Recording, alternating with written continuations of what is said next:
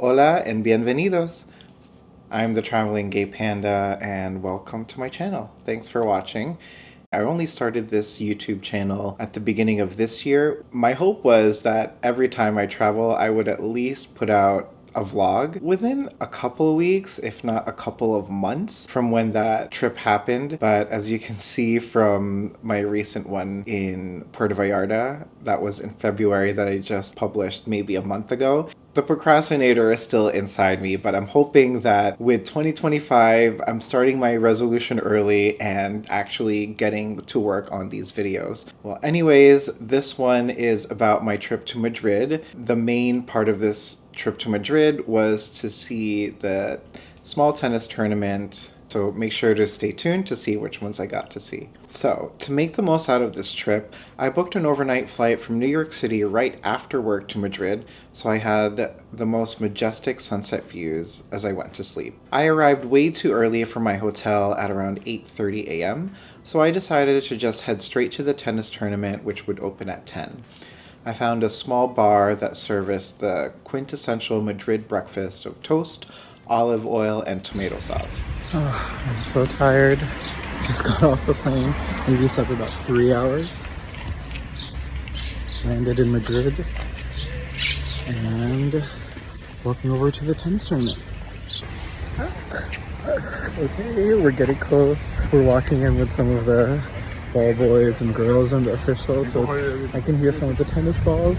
People practicing past the courts. It's happening. It's all happening. The journey is starting.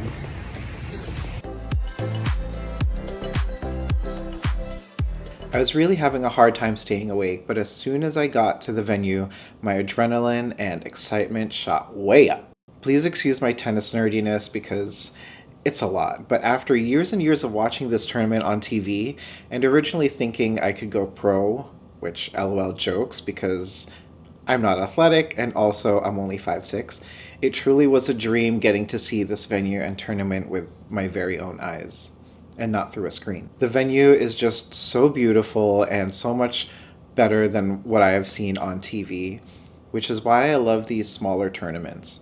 I spent the first hour just walking around, checking out the stalls and the practice courts.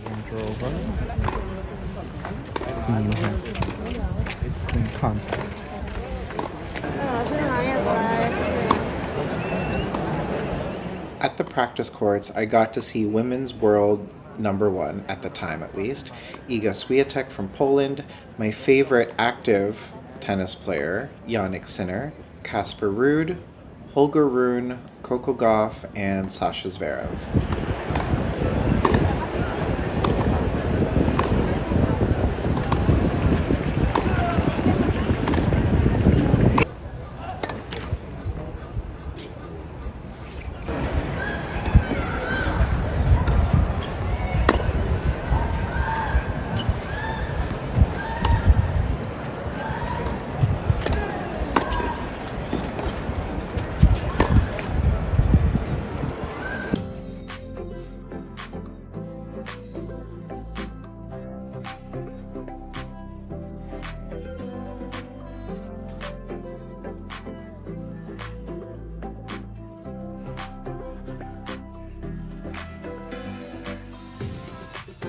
Finally, it was time for the matches to start, where I got to see Elena Rybakina, Aryna Sabalenka, and of course the golden boy of Spain after Rafa Nadal, of course, Carlos Alcaraz.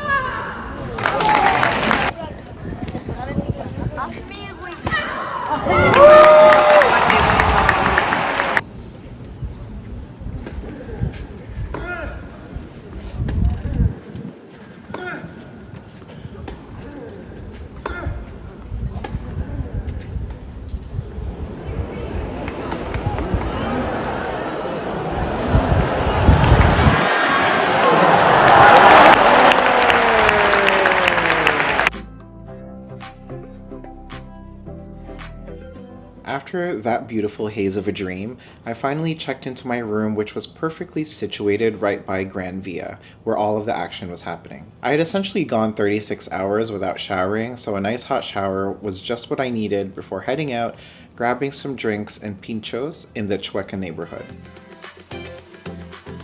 What I love about Madrid culture is the tapas and pinchos. With every beer or drink you get, most tapas bars will give you a small bites called pinchos for absolutely free.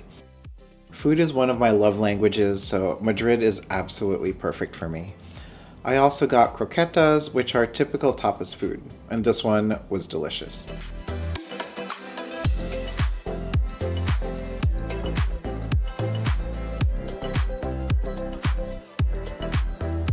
Then I just decided to get lost in the streets of Chueca, which is a younger neighborhood in Madrid that's very LGBT friendly, often displaying the pride flags and hosting many LGBT bars.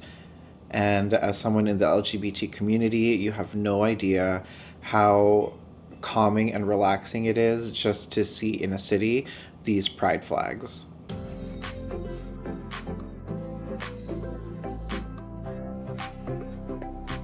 One place that I bookmarked and wanted to prioritize on this trip was a visit to the #1 voted best chocolateria in Madrid, called San Gines Chocolateria. Open 24/7, this place serves the most deliciously decadent, rich, thick, and creamy chocolate sauce I have ever tasted, and it paired really, really well with their churros and paras.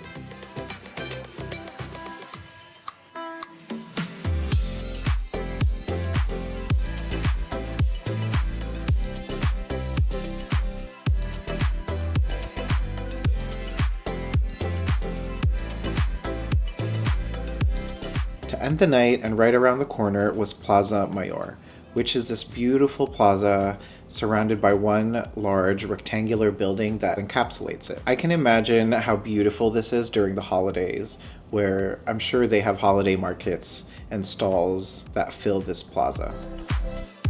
On day 2, I started the day with an Iberian ham and cheese croissant.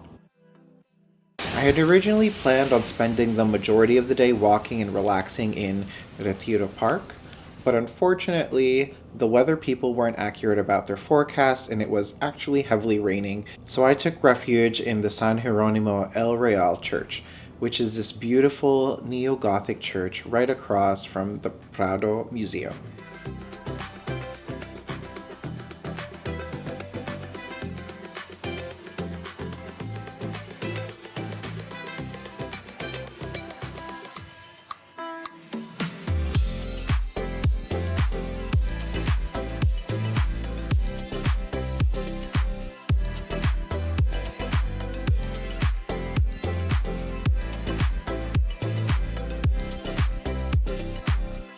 This next part definitely strays from the regular travel content that I'm doing, and I'm not sure how many people will care about this aside from me, but one of my other goals for this year is to start collecting luxury items in the country that they're from, since 1, there's less handling, and 2, generally cheaper because of the VAT refund. In Spain, that brand is Loewe. So I made my way passing the Círculo de Bellas Artes to Calle de Serrano, which is a street that has a lot of the top luxury brands in the world. Arriving at the Loewe store was kind of surreal, since I had spent hours, days, weeks, and probably months researching these products, and specifically the bags. But even with all of the research, once I saw the bag in person, it was all like a surreal moment for me. I didn't want to make such an emotional purchase because it would be my first luxury bag, so I left the store and gave myself 24 hours to think about it. I was getting hungry, so I made my way over to the most popular mercado, Mercado de San Miguel, which is right next to the Plaza Mayor. All of the stalls had delicious, mouth-watering displays, but the lines in the crowd was way too congested and overwhelming, so I made the decision to try it towards later in the evening when there were less people around.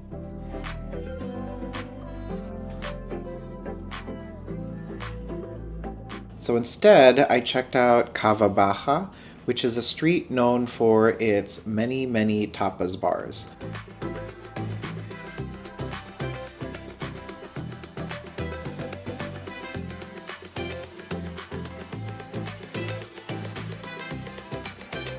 After strolling through that street, I decided on the bar El Shotis because the bar area and the customers looked really inviting and friendly, and they looked like they were having a great time. I had the house red wine, which came with a plate of pinchos, and I ordered a grilled pulpo, or octopus, also.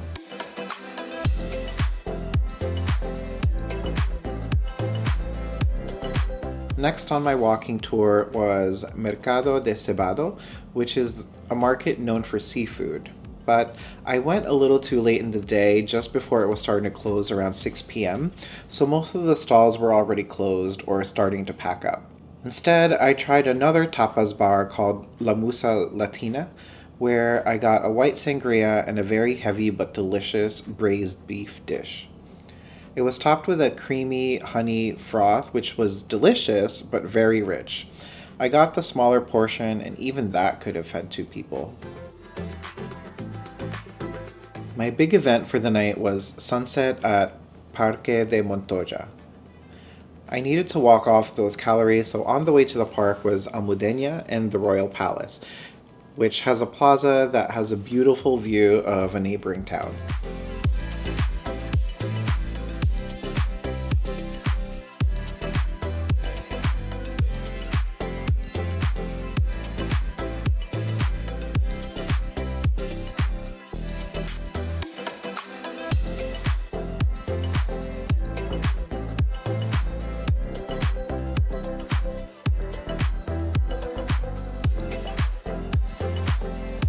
Right next to the palace is Jardin de Sabatini, which is a really romantic but small garden with perfectly trimmed hedges and a great view of the palace above.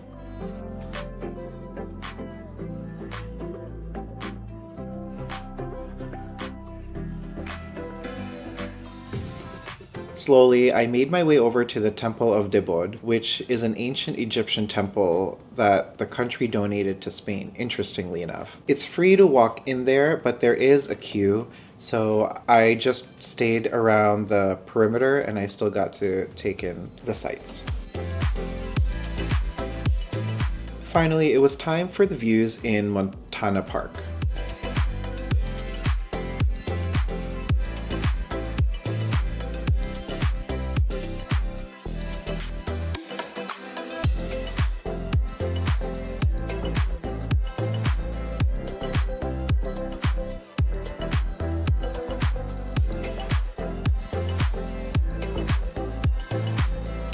The clouds casted this beautiful gray, blue, pink, and purple pastel shades in the sky, and it was all so stunning with the church and the palace in the foreground and these cotton candy-like clouds in the background. The walk back was nothing short of romantic. Unfortunately, I was solo on this trip, but it was still nice.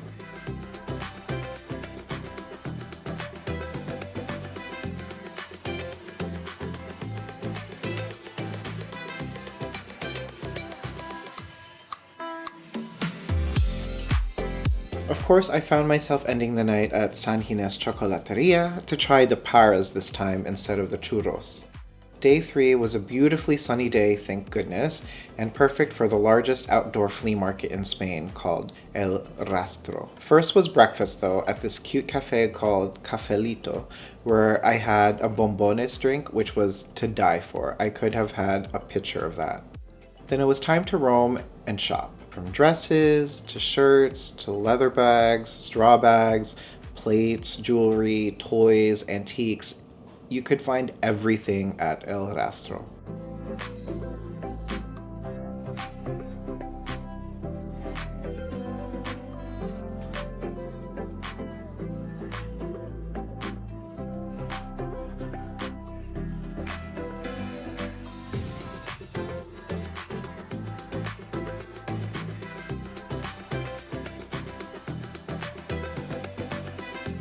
I didn't end up buying anything, but it was a really cool experience.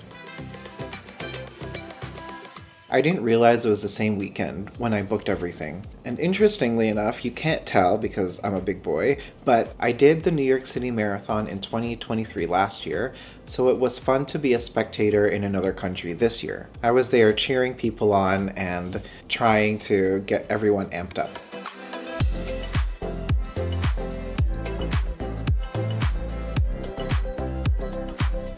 It was time to stroll around Retiro Park. Before that was a street heading towards the park that was lined with used and limited edition bookstores, which is perfect for any bibliophiles. So I stopped around and checked to see what they had. Now, Retiro Park is the Madrid version of Central Park, and I love that it's an oasis to the hustle and bustle of the city.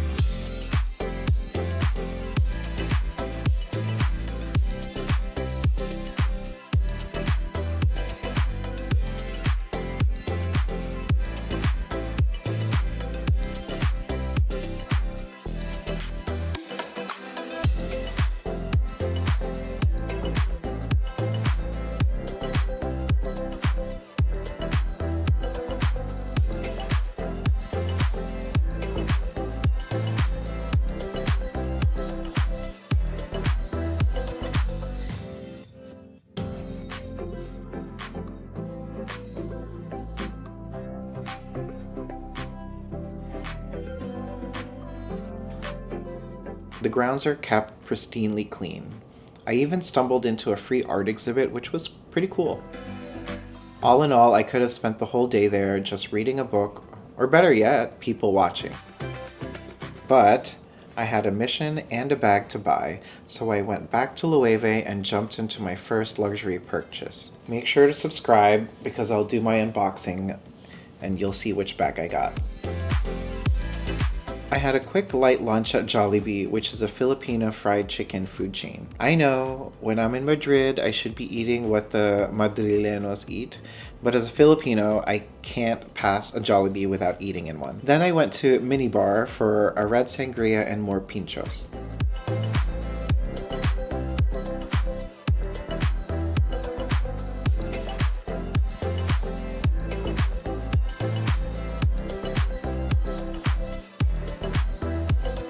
After walking around to see all of the options, it was time to eat, so I got myself a glass of cava and just let my nose lead me to whatever I was craving.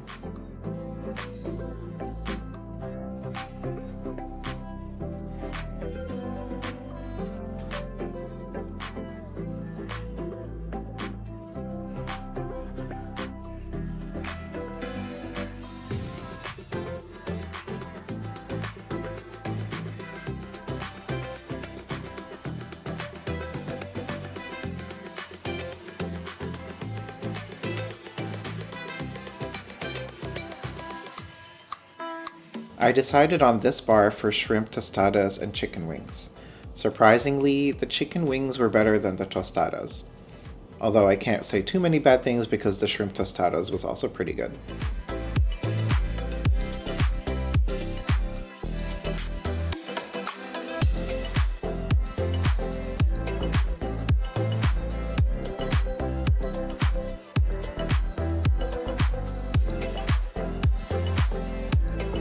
On my last night, I had to, of course, end it at the Plaza.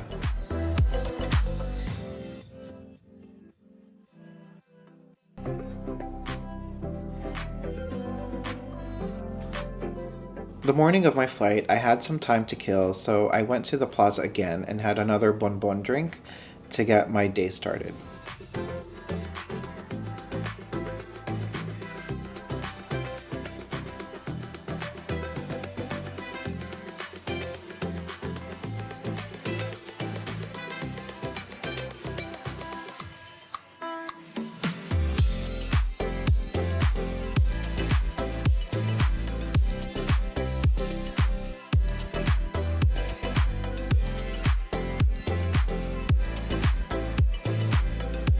Then I made my way over to the Almudena church.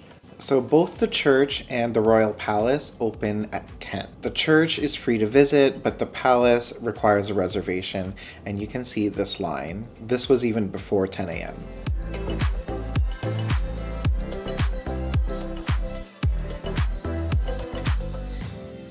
Now, the Church of Almudena was just exquisite. Like, wow, wow, wow, wow, wow, wow. There's absolutely no words to really encapsulate what that experience was like. And that's coming from me, who's not a very religious person either, but it was really otherworldly.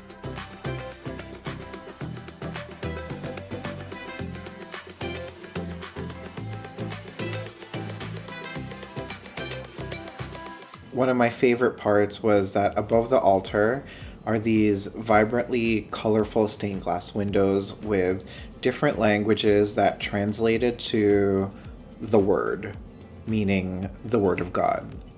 So they were in Latin, Greek, Hebrew, Cyrillic, and Spanish, which is palabras. Now, my favorite thing in this cathedral was this small prayer room towards the back, which is strictly for praying. So I didn't get to take photos, and please, please, please, I beg everyone who's traveling, obey the rules, respect the culture. And even though I'm not a religious person, I can still respect the rules and understand the importance of them. It was decorated in the most shimmering gold with white marbles, and it was as if you had opened the gates to heaven, because everything was just bright and beautiful.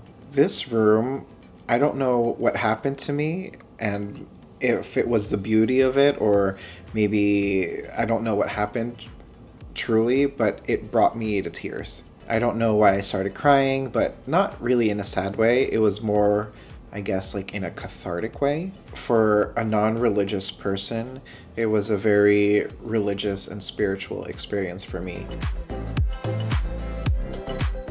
And with that glorious experience, I started my way journey back home with the most life-changing experiences. And that's that. Thanks for watching. Please share the love by liking, commenting, and subscribing. And as always, safe travels. Bye.